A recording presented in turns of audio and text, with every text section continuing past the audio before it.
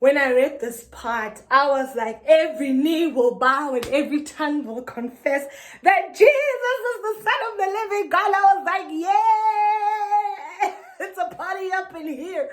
I was so happy. Hey guys, welcome to my channel. I am Mom Tupulikila and I'm back with a book review that I've always wanted to do. I'm reviewing Eat, Pray, Love by Elizabeth Gilbert. She's one of my favorite authors. Well, this is the only book I've read so far, but still, she's a very emotive writer, and she's able to help you put yourself in her shoes. She is that emotive, she is that liberative, she is that well written. It's a very well written book. This was the first time I was reading a book of its kind, honestly, because I read this book when I was, I think, at a crossroad. But I want to review this book without criticizing her character and her choices. So I'm going to try and be as objective as I can, but we all know every human being is subjective and opinion is subjective. But anyway, let's get into it. So Elizabeth, early on, I think in the 4th chapter, because the chapters are different. So what I love about this book, she literally eats her way, prays her way, and loves her way to healing. And so it begins with a journey, a voyage for rediscovery in her life, because Elizabeth, when the plot starts out, she is a woman in her early 30s. She is married to this wonderful guy who is, to her, is stability, or reflects stability. And he's contemplating on his master's, and they've bought this beautiful mansion in New York. And I have to tell you, she is quite the privileged. She is a journalist and she's an adventurer at heart. And you can tell when she writes that she and her husband are quite the extreme opposites. But that's what makes it so beautiful and exciting and learning about one another. I think that is my opinion. But now Elizabeth gets into it in the marriage. She cries in chapter 4. This is the sad moment. She's crying and she's crying out for help. And she's crying to God because she's just found out she's not with child and she is not ready, or that is not what she wanted at the time. Well, she then says she didn't know this, or she was not ready, or in simpler terms, well, I think she didn't want to, honestly. People would often, I think it's in my opinion, she said she's not ready to have a child. I think she didn't want to at that point in her life, but that's my opinion. So then she cries. She's in her bathroom crying. She just took out she just found out she's not with child, and she's crying, and boom, it's like, oh my gosh, really? And she's like, what am I gonna do? That's why she cries out for help. And she's not a spiritual person. She doesn't practice religion. Her family is Christian and they're Catholic. I think Catholic or Anglican, I can't remember. But she cries out and she is destitute. She doesn't even talk to her husband, and she calls out to Abba Father and says, God, help me. And that's when I was like, yes! You know, they will cry out and every knee will bow and every tongue shall confess that Jesus is Lord. And, she remembered her roots, who she was in Christ.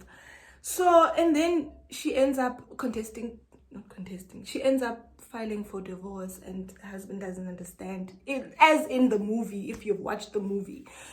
So she then goes out, she packs whatever she can, and she goes to Italy. She starts off in Italy for a couple of months, for 4 months, and she eats and eats pasta and pizza, and she is quite the traveler, not what you call these people, a tourist. A tourist, probably average tourist, walks around with a book, trying to analyze, going to, you know, the trip is planned out, but she just wants to discover. I like how she journals her way through. She's sitting in this apartment, which is not a lot, negotiated for it, and she's learning Italian.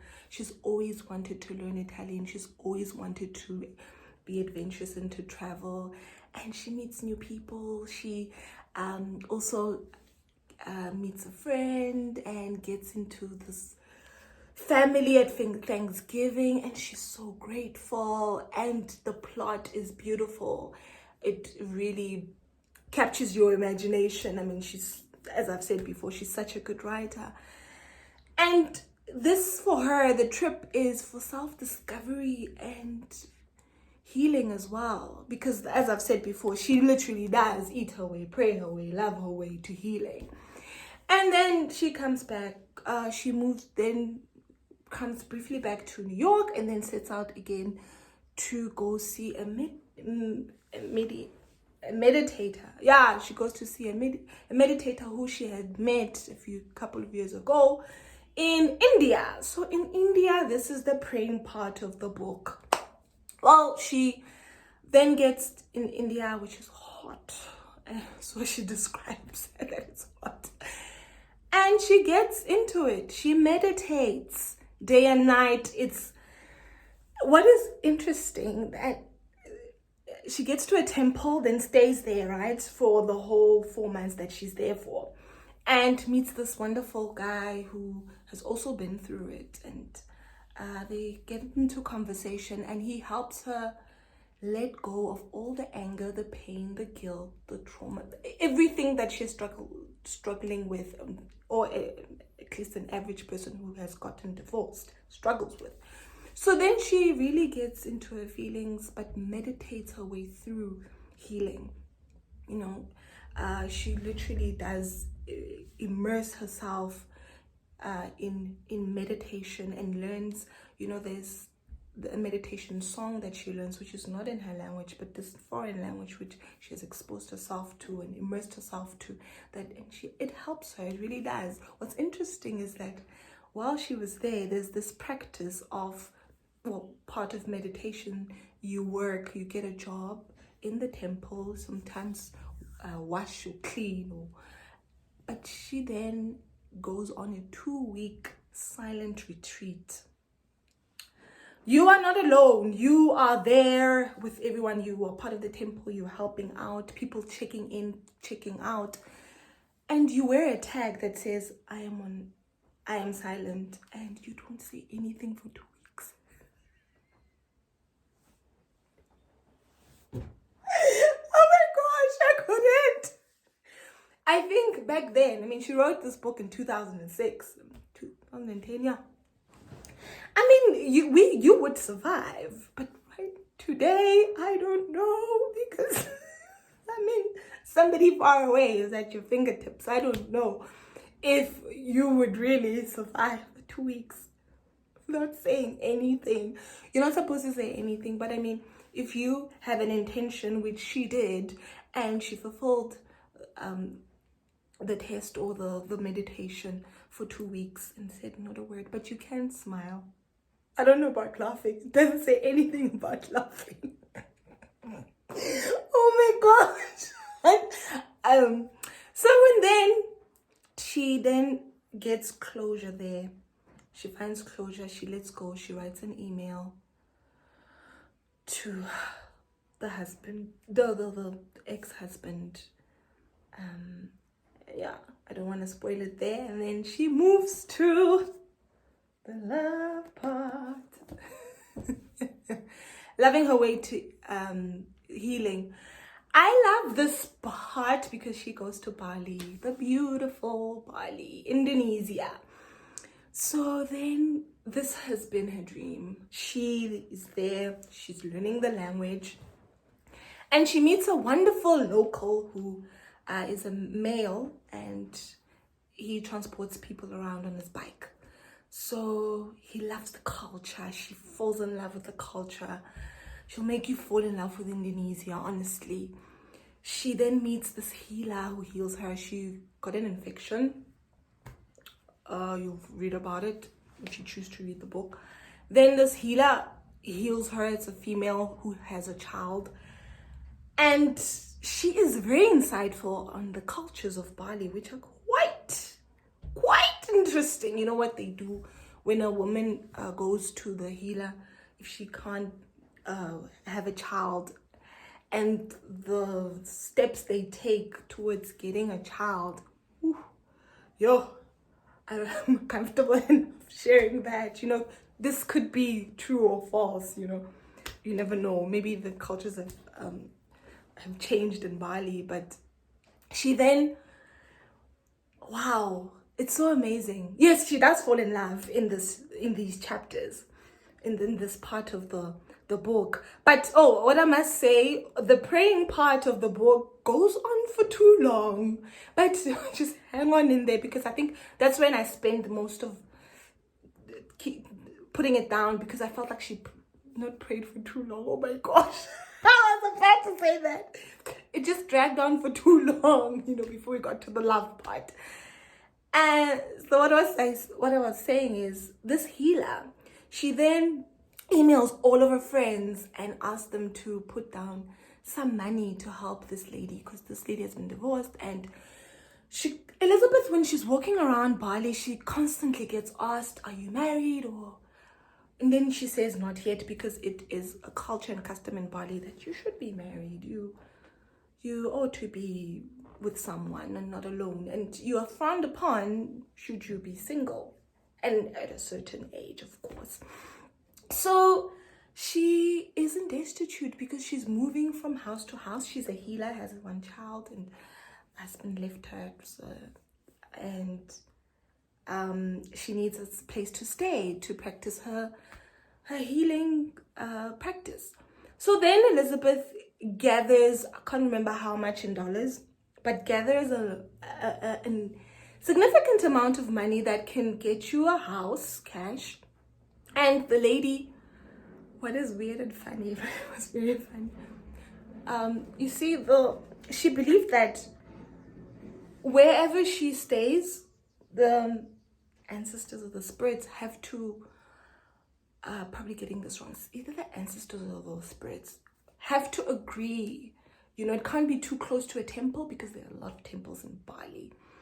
Spiritual practice is taken seriously in that country. So wherever she goes and sits and, you know, looks for a place, because she then has to, you know, pray about it, and fast on it. Then she keeps delaying. She's like, no, Elizabeth, I can't stay here. The ancestors are not agreeing. No, Elizabeth. And Elizabeth gets a bit impatient, because now her 4 months is coming to an end. She has to leave, you know, because she's there for a specified time. And she also finds love. Eventually, the lady does purchase the house. So she can report back to her friends who have donated a significant amount of money. And I admire Elizabeth for her generosity to help and to go as far as creating such a huge solution for this lady. Honestly, it's admirable. And also, she does find love, which is quite challenging.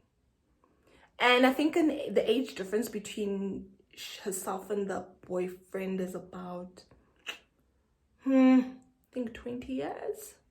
And also, they eventually moved to New York, and he has trouble finding a job, but they make it work because they are both adventurous at heart and they like the same things, and she does find love. And I am truly, truly happy for her. I made a conscious decision not to read any other book of hers, because I am quite the self-help kind of person. But self sometimes cannot help self. No, self does help self. I'm kidding. But anyway, and so what I draw from this book is that sometimes when you have to make a hard decision or a difficult decision, shutting out the noise is mostly the best part. Elizabeth shut out the noise by going to a foreign country. And even though her sister did visit her in the time when she was in Italy. She had time to herself to think, uninterrupted.